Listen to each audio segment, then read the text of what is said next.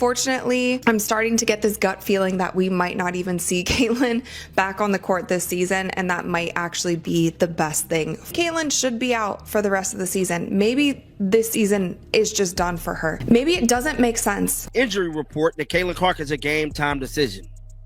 I think they did that for ticket sales.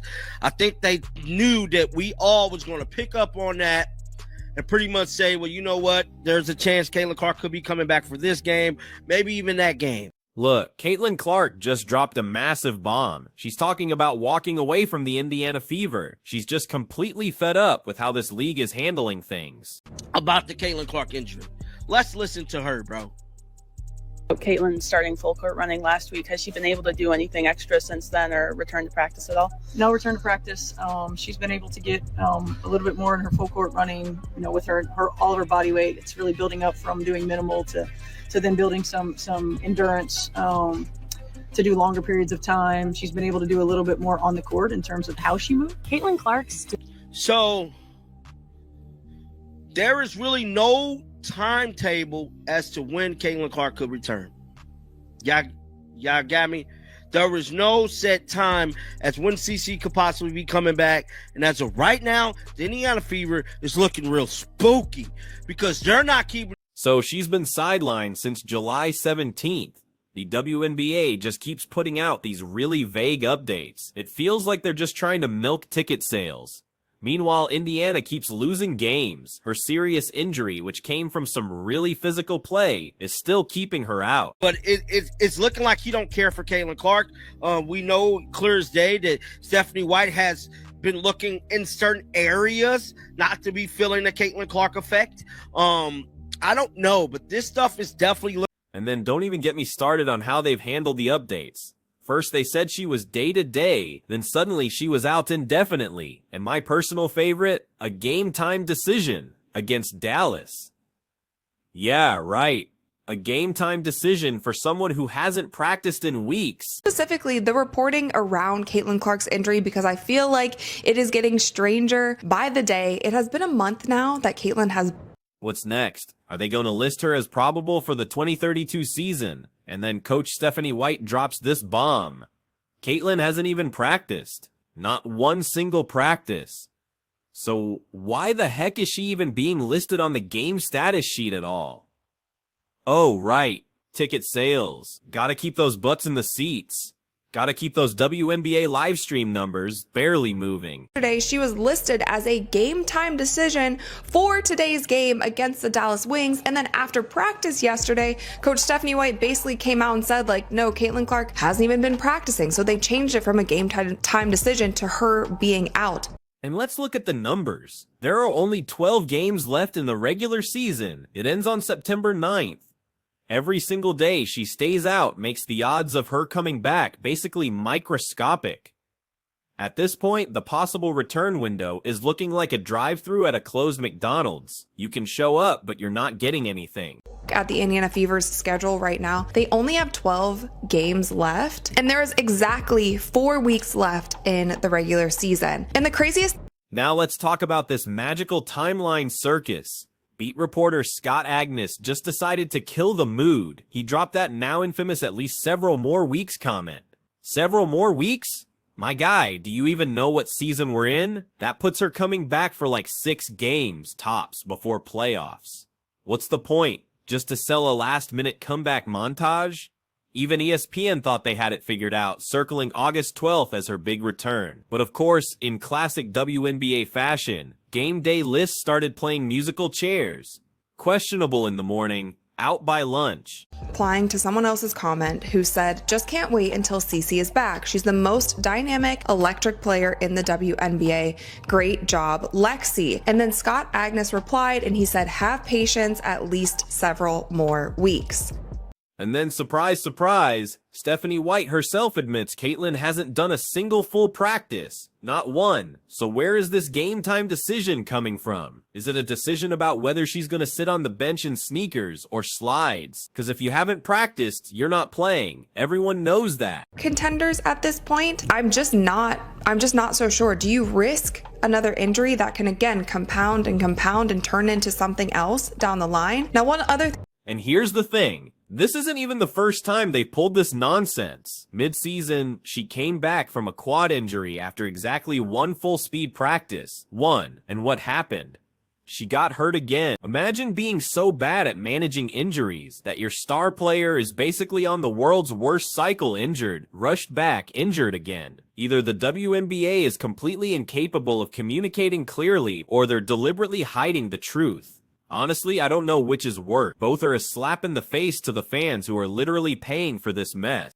A star player like that, we will never know all the information, nor should we know all the information, and that's actually good for Caitlin. It protects her for when she does come back on the court. She can't be targeted. Teams can't use a certain injury or ailment against her if people don't really know what is going on. But you want to talk about disaster?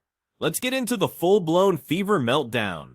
In one night, yes, one single cursed night against Phoenix, both backup point guards filling in for Caitlin were wiped out for the season. It was like the basketball gods decided to flip the table and walk out. First, Sydney Colson tears her left ACL in the first quarter. She's in her mid-30s, which in WNBA years is basically senior citizen territory for guards. An ACL at that age isn't just a season ender, it's a career flipper, and that's brutal. Colson wasn't just some bench warmer. She had her moments. She brought leadership. She was the steady hands when things got shaky. Gone. Thrown back into any mix if she doesn't have significant practices under her belt before she goes into game speed. You can try to simulate game speed as much as you want in practice. Then, as if the universe was feeling extra petty that night, Ari McDonald goes down. Fourth quarter. Broken bone in her right foot. This was just when she was in the middle of proving herself again, showing she could run the offense, push the pace, and be a spark. Boom. Season over. Colson sustained an anterior cruciate ligament ACL tear. Sydney then to her ACL in her left knee during the first quarter of the game. It began in the first quarter. Oh, and because the WNBA operates with the urgency of a DMV on lunch break, the trade deadline had passed 4 days earlier. Which means no blockbuster trades, no sneaky late-season steals. The Fever are just stuck staring at their roster like, well, guess we're screwed. I think you're wrong. Again, you think it'll be a couple more weeks before CC returns to practice. Please stop always saying negative and depressing hit about Caitlin Clark. She has been running full court consistently as reported for over a week. And speaking of the roster, let's talk about how hilariously thin it is now. Technically, they've got 10 healthy players, but that's just on paper. In reality, Coach White refuses to even play Chloe Beebe, KK, or Breitarner. That means they're rolling with basically 7 players in a league where you need fresh legs just to survive. And yeah, I said refuses because it's not like these players are injured. She just doesn't want to play them. This is like cooking with half your ingredients because you don't like the other ones. It's not strategy. It's just stubbornness. Scotty Boy is right, and it's still going to be a couple weeks. You should want to be encouraging to the fans, bro. Like, let's just give it some time. Not just it's going to be a couple weeks. Now look at the numbers. With Clark, the Fever were 8-5. Without her, they're 9-7. That's not catastrophic yet, but it's a steady slide. And with their depth chart looking like a middle school rec league, it's only going to get uglier. Their playoff push is on life support. The machine is beeping slower every game. And here's the cherry on top. All of this chaos is happening while your biggest draw, the face of the franchise, is just sitting there in street clothes. Day to day for a month, while the league pumps out vague injury updates, like they're reading fortune cookies.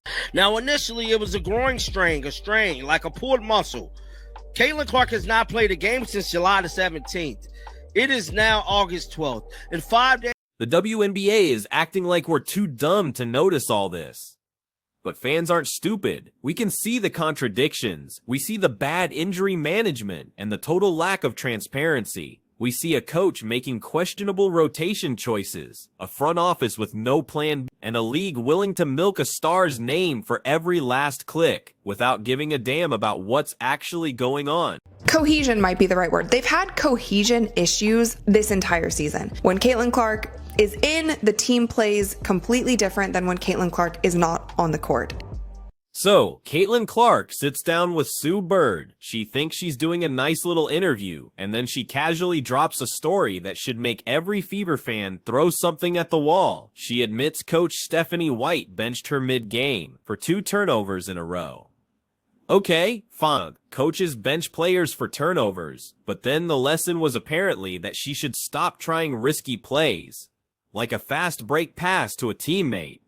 And not only that, after Clark actually held back on one of those passes later, White praised her for it. You heard me right. She got a pat on the back for not doing the thing that makes her Caitlin freaking Clark. A whole 30 plus days for a pulled muscle, essentially. I've been saying this. Caitlin Clark adding that muscle was way too fast. Probably messed up her mobility, and her basically her equilibrium is off. Her balance is off. Clark even admitted it hurt not to make that pass, and it should. This is the stuff she's known for. The bold plays, the quick decisions, the passes that make the crowd lose its mind and swing momentum instantly. But apparently, that's not part of the safe cookie-cutter don't take risks brand of basketball Stephanie White wants, which is insane. You don't recruit the biggest name in women's basketball in years just to tell her to tone it down, just to tell her to be like everyone else. Practice, she's been able to get a little bit more in her full court running, with her all of her body weight. It's really building up from doing minimal to then building some endurance to do longer periods of time. She's been able to do a little bit more on the court in terms of how she moves. Caitlin Clark's. Listen, this is how you ruin a generational player. You coach the Caitlin right out of Caitlin, you strip away the personality and flair that put the WNBA on the front page for once in its life, and you turn her into just another solid player. Nobody is showing up or tuning in for solid. They're here for logo threes, for impossible dimes, and for plays that make people rewind their DVR just to see if that really happened. Possibly be injury prone, maybe. You know what I'm saying? We don't know because they're not being transparent with the injury. They're saying it's a growing strain. It's clearly not a strain, guys. I just want to let you know.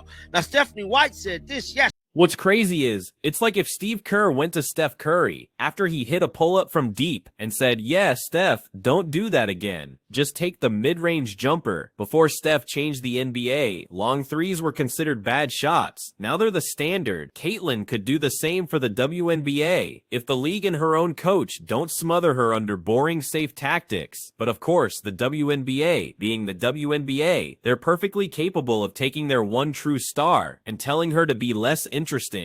Well, this is the kind of update I never want to have to give. And this is a bad one, and it affects the same position.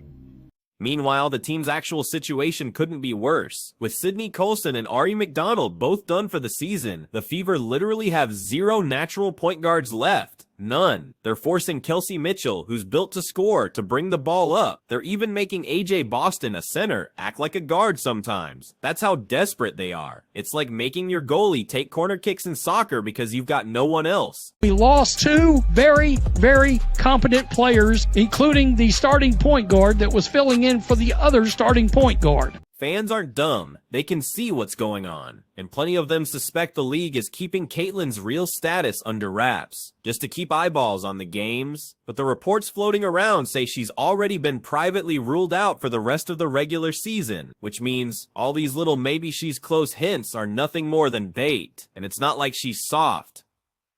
Clark played 135 consecutive games between college and the early part of her rookie WNBA season, without missing a single one for injury. Now she's missed games 4 separate times in just this rookie year.